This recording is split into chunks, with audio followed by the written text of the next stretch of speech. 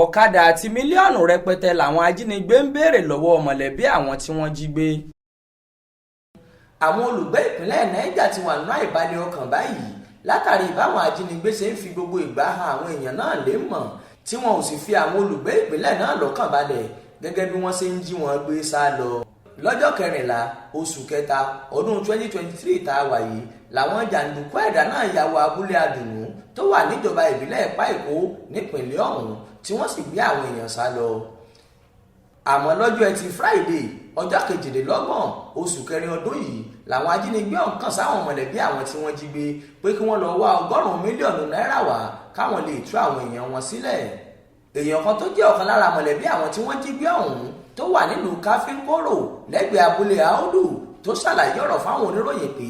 67 èèyàn làwọn olubi ẹ̀dá náà kó sá lọ ṣùgbọ́n tí wọ́n fi èèyàn 11 sílẹ̀ lẹ́yìn táwọn mọ̀lẹ́bí wọn san mílíọ̀nù 10 náírà. Èyí mú kó kù àwọn èèyàn 54 nínú ìgbèkùn wọn.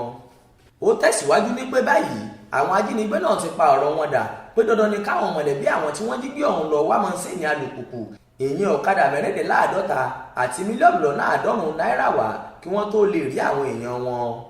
Ó fi kún ọ̀rọ̀ rẹ̀ pé ọmọ ọdún kan torúkọ rẹ̀ ń jẹ́ Christopher Yusufu tí wọ́n jí ìyá rẹ̀ gbé lábúlé Káfíńkóró ti pàdánù ẹ̀mí rẹ̀ látàrí bí ọmọ náà kò sí rí ọmú mu láyé àyá ẹ̀. Olùdarí ìjọ kátólíìkì agbègbè Minna tí í ṣe olú-ìlú ìpínlẹ̀ náà Rẹ̀fẹ̀rẹ̀ǹdì Bárágò Dáúdà Mùsá tó báwọn oníròyìn sọ̀rọ̀ ṣàlàyé pé a pàdánù ọmọ ọdún kan ọ̀hún lọ́jọ́bọ̀ tọ́sídẹ̀ẹ́ ọjọ́ 27 oṣù kẹrin ọdún yìí látàrí pé ọmọ náà kò tí ì lè jẹ oúnjẹ tó lágbára jù èyí ló yìí ṣokùnfà ikú ọmọ náà.